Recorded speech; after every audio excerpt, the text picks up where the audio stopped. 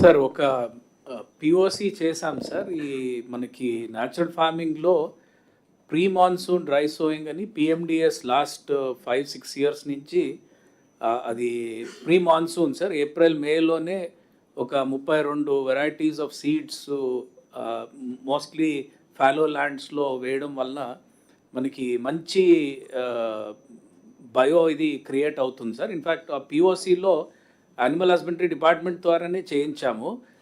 ఆ PMDS gross తిన్న animals యొక్క quality of milk has improved sir.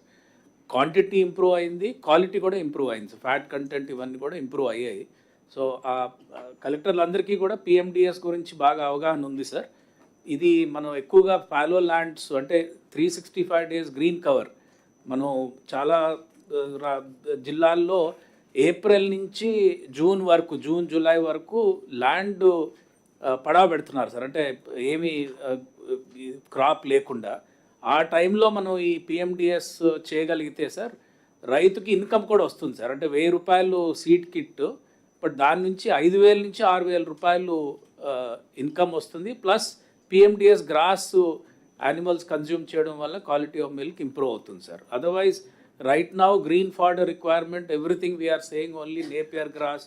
ఒక మోనోక్రాప్ సీడ్స్ బయట నుంచి తీసుకొచ్చి కలెక్టర్లు వేసి అది మనం వేరే జిల్లాలకి ట్రాన్స్పోర్ట్ చేయడం ఇదంతా జరుగుతుంది సార్. పిఎండిఎస్ ద్వారా ఇన్ సిటు ఎక్కడ కొరత ఉంటే అక్కడ చేయడానికి అవకాశం ఉంది sir. That is only the planning. No everywhere land ఉంది, ఎవ్రీవేర్ ఇది ఉంది.